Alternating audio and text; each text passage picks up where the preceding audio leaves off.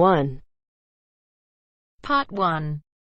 You will hear a man called Ken talking on the phone to a friend called Liz about holiday accommodation. First, you have some time to look at questions 1 to 6.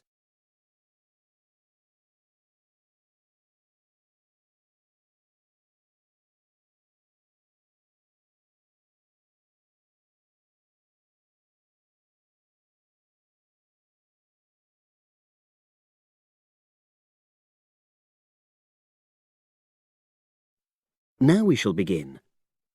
You should answer the questions as you listen because you will not hear the recording a second time.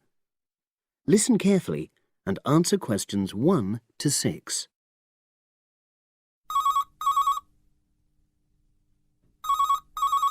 Hello. Hi Liz, it's Ken here.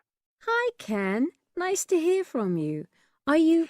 This is just a quick call, but Mary and I have just been talking about our summer holiday. We haven't booked a place yet, and we've left it a bit late. We were just wondering if you know of any holiday rentals in your area. It's so nice there. Well, yes. I can think of 2 or 3 places that are very nice. What dates have you got in mind? The 10th of July to the 22nd of July. Oh, yes. That is quite soon, isn't it? Well, there's a place near here called Moonfleet. Is that MOONFLEET? That's right. It's quite a rural location, and it's next to the owner's house, but it's got fields all around it, so it's very pretty. Sounds okay. Can you tell me a bit more about it? Well, it's an annex to the owner's house, and it's an apartment with 2 bedrooms and an open-plan living area. Well, I like the sound of it. Is there anything we might not like about it? Well, it's quite a distance from the nearest shops, that's all. Okay. And... well, I'll tell Mary, but I don't think she'd mind that. Do you know how you book it? You have to book on the internet. There's a web address. It's www.summerhouses. One word? Yes, then .com. You'll be able to look at a photograph on that. Okay. And what about the others? Where are they? The second one I'm thinking of is called Kingfisher, and that's even more rural. It's a really beautiful location, in fact. It's by the river, and it's got nice views. It overlooks woodland on the other side. Is that an apartment? No, it's a 3-bedroomed house, and that's got a dining room as well as a separate living room and a kitchen. But I expect it's more expensive. You'll have to check the prices. It's probably a bit bigger than we need, but our nephew might be joining us. We're not sure yet. How do you book Kingfisher? You have to phone the owner directly. Shall I give you the number? I've got it here in my phone book. It's 01752 669 218. Right. Before you hear the rest of the conversation, you have some time to look at questions 7 to 10.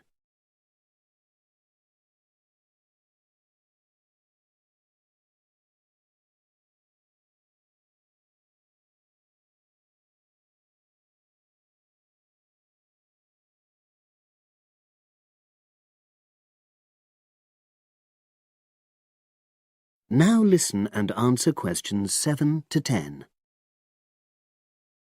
And you mentioned a third place? Yes, there's a house that my sister stayed in last year. It's called Sunnybanks. Nice name. And the location of that one is rather different. It's in the centre of a village, but it's a very small and quaint place. Did your sister like it? Oh, yes. It's by the sea, so her children really loved it. What's the accommodation like? I'm not sure about the number of rooms, because I haven't been in it myself, but I think she said it's quite spacious, and I know it's got its own garden. It's not very big, but it's not shared with anyone else, and it's supposed to be very pretty. Any snags, problems? The only other thing I can think of is that there's nowhere for parking. The streets are too narrow, so you have to leave your car somewhere else and then walk to the house. It's only about 10 minutes away, but... Okay. Well, I don't think it matters personally. How do you book it? There's an agent you have to contact. I don't know his details, but I can ask my sister and let you know tomorrow. Thanks, Liz. That'd be great. I'll talk to Mary and see what she says. Thanks for your help. That's okay, Ken. I'll speak to you again tomorrow. I hope you find what you're looking for. That is the end of part 1. You now have half a minute to check your answers.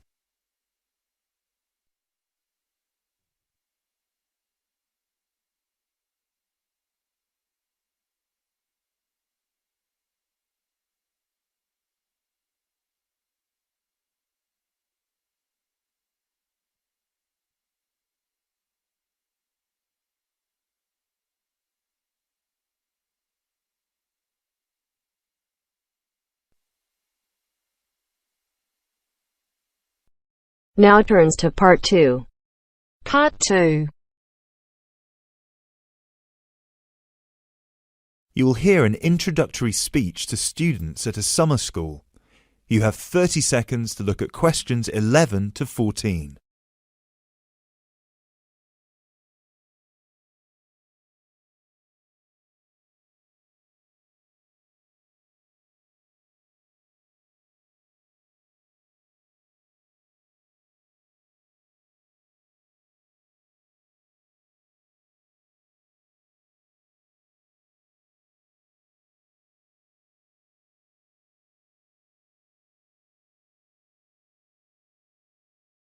Good morning, everyone, and welcome to Climb Summer School. Now, I know most of you have travelled a long way to get here, and you're probably looking forward to settling into your rooms. So I promise I won't keep you long, but we've got to get through this very brief induction just to make your stay here as pleasurable as possible. Now, as you can see, while we're located very close to the centre of London, we're actually quite cut off from the main road. And we've got plenty of space for our facilities and students. This was part of our founder's vision, Jasmine Climb, who thought that the best environment for teenage students would be a place that combines the comforts of a big cosmopolitan city with the beauty and serenity of a quiet, remote site. Now, back in 1983, when our school was founded, this all here was an abandoned warehouse, and the classes were held in the main building that you can see over there. There were no trees, no conifers surrounding the property. There wasn't even a main gate. It took years and a great deal of effort to get our school to where it is today. And I'm sure that if you take a look at page 34 in your brochures, where you can find a picture of what the school used to look like back then, you'll agree that the changes we've made are more than impressive. But it's not just the facilities that make Climb Summer School special, obviously, and I'm certain you already know this. Over the following 10 weeks, you'll receive an assortment of classes on a variety of topics, ranging from language, literature and poetry to creative writing, communication and project management. All of these modules have been designed to improve your chances of getting a place in the universities of your choice, while also giving you the opportunity to learn, excel, and of course, also socialise with people from all over the world. I can tell you, just among the 30 of you, we've got about 21 different nationalities. So what happens now? First of all, I'll be handing out a map of the premises for you to have a look at, and explaining where everything is. Once we're done here, you'll all be taken to your rooms where you can unpack and relax for a couple of hours. And later on, we'll be having our first activity of the day, a mix and match lunch in the main hall, where you'll have the chance to meet your new classmates. Later on in the afternoon, we'll be handing out your first project assignments and splitting you into teams. And tonight we'll be having our very first film night, starting with an early 20th century special.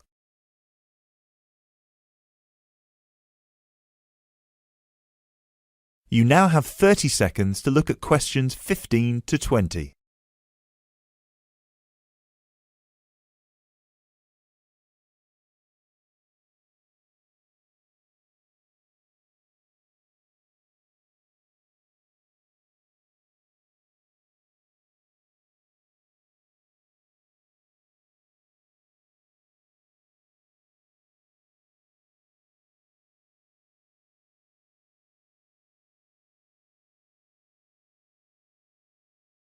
So, let's get on with the map.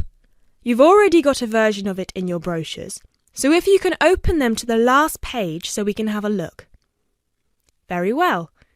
As I showed you before, the actual school is right over there in the middle. That's where you'll be having most of your classes.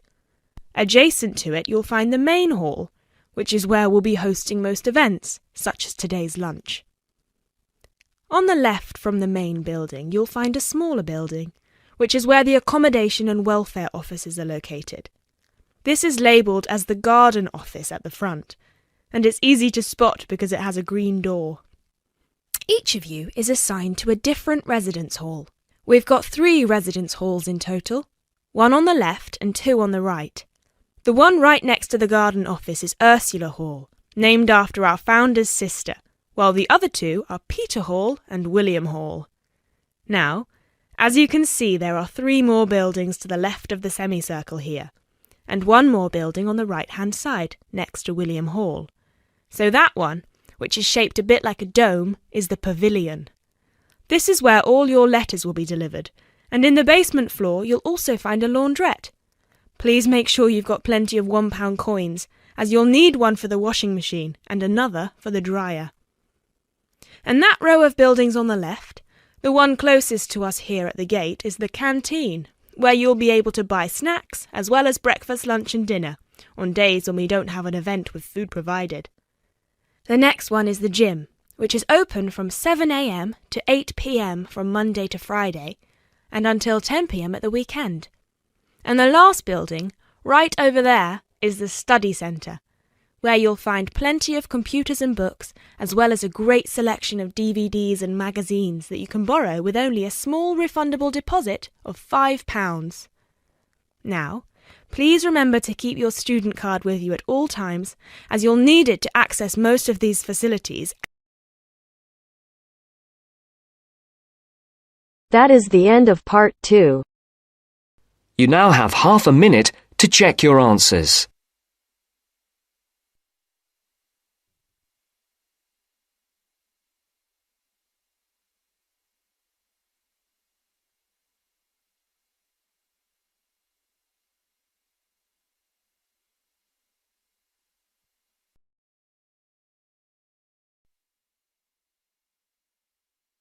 Now turns to part 3. Part 3. The next important development in how history is recorded came with print.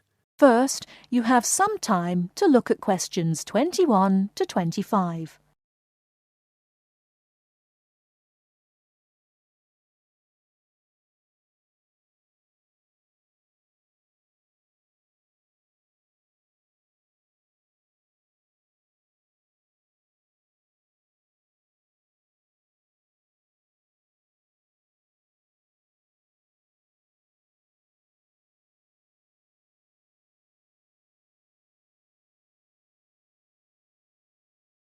Now listen carefully and answer questions 21 to 25. The next important development in how history is recorded came with print. In the 8th century, the Chinese invented paper and woodblock printing. Remember that up to this time, very few people could read and write, and so only a very small number of people could understand written history. Suddenly, many books appeared, and many more people learnt to read. In the 14th century, the first printing press was invented in Germany. This reduced how long it took to produce books. The new printing technique quickly spread to other parts of the world. More books appeared, and even more people learnt to read. The first printed newspaper appeared in 1605, and the first daily newspaper in 1702. Now, people could read news stories soon after the event happened, and every event was recorded and stored. The problem with newspaper history is that newspaper reporters could tell the stories they wanted to tell, and not necessarily the truth. Photography was the next important development. We generally agree that photography was born in 1839. Some of the earliest photographs that the public saw were images of the American Civil War. Before you hear the rest of the talk, you have some time to look at questions 26 to 30.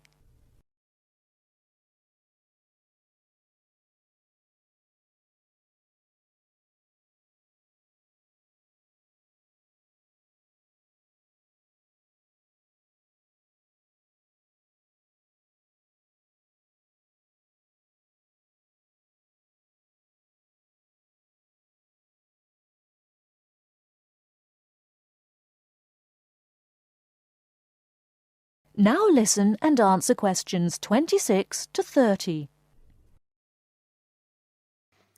People were shocked by the photographs of dead soldiers, and for the first time saw the reality of war. By 1850, photographs appeared regularly in newspapers, and people now expected the truth. At the end of the 19th century came the first motion picture camera. Soon, history was being recorded as moving images. In the 1930s, television brought moving images into people's homes. More and more people saw history as it happened, and more history was recorded. Today, of course, we expect that every event in the world is recorded. Satellite TV and the Internet allow people to watch any event, anywhere in the world, as it happens. It doesn't matter if the TV cameras are not there. People carry around mobile phones and can record any incident and then share it online. Families have their own video cameras and record their own history. Children now grow up watching their parents and grandparents on film. I'm sure you'll agree that the transition from storytelling to what we have today has been dramatic, and I hope that... That is the end of part 3. You now have half a minute to check your answers.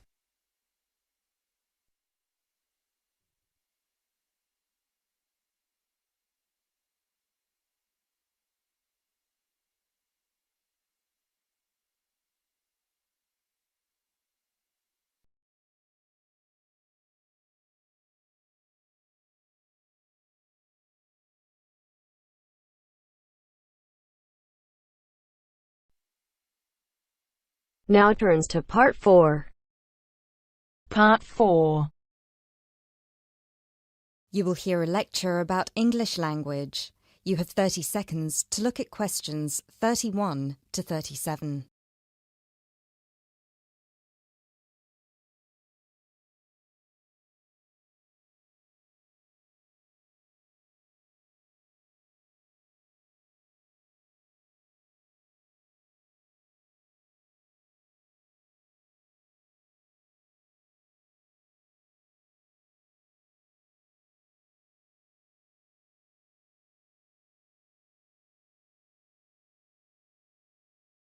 Those of you who were here last week will remember that we talked about the journey of the English language from its early Indo-European origins through to Old English, Middle English, and then to early and late modern English before it reached the form that it has today. Today, we will be continuing that theme by focusing on the future of the English language and all the places it might go from here. There are about 2.1 billion people around the world who can speak English. Out of these, only 400 million are native speakers, which means that 4 in 5 English speakers are non-natives. This is obviously quite an impressive number, considering that just 2 centuries ago, in 1801, there were only about 20 million speakers of English around the world, and languages like French and German were ahead of English in terms of how many people were using them. But what does it mean? What it means is that the future of the English language doesn't really depend on its native speakers, but on that massive number of non-native speakers learning it around the world. Has anyone heard the term pidgin before, or Creole? A pidgin is a simplified version of a language which acts as a bridge between two people who don't have a common language, allowing them to communicate with each other. While a Creole is a language that evolves from a pidgin, with the difference that it is fully formed with clear grammatical rules and vocabulary. There are currently dozens of Pidgin and Creole languages based on English around the world, for example, Nigerian Pidgin or Jamaican Patois. These languages are also known as Englishes. What's interesting about these Englishes is how different they sound to, for lack of a better term, proper English. Take the word trousers, for instance. In Sheng, which is a Kenyan Creole language, they're called longi because they're long. But even versions of English that are recognized as official variations or dialects still differ greatly from each other. Americans and Jamaicans would call the back of a car where you store your luggage the trunk. Britons, Australians, Canadians, and other Commonwealth countries would call it the boot. A subway in the UK is a tunnel under a road that allows pedestrians to cross safely. In the US, it's an underground train. You might think of these differences as minute, but when you take into account the dozens of different versions of English out there, a very intriguing parallel arises with another language from the past: Latin. Latin, too, used to be a lingua franca. Nowadays it's all but dead, spoken only by a few clerics and scholars. At some point in history, it splintered into various different languages which became known as Romance languages. For example, Spanish, Italian, or French. There are some that theorize that the same thing might happen to English in the near or distant future, that all these Englishes we have today in different countries will continue to develop, so Pidgins will turn into Creole languages, and Creole languages will turn into just languages, and English itself, as we know it today, will disappear, or become less and less important. It's an interesting theory, if nothing else. You now have 30 seconds to look at questions 38 to 40.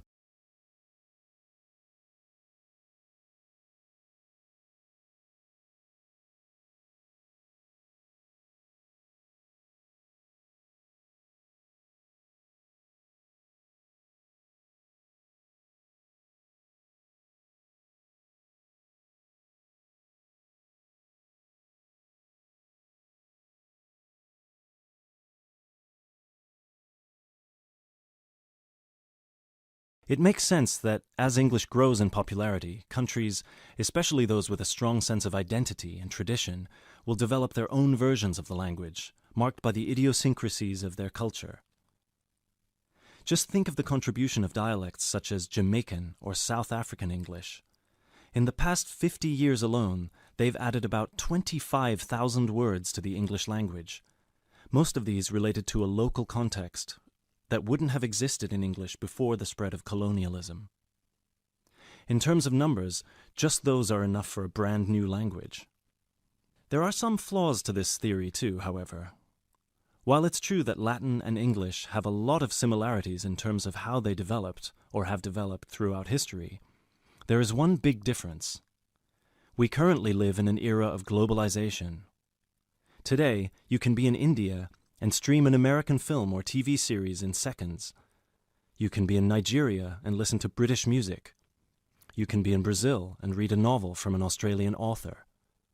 Just a few centuries ago, this was unthinkable.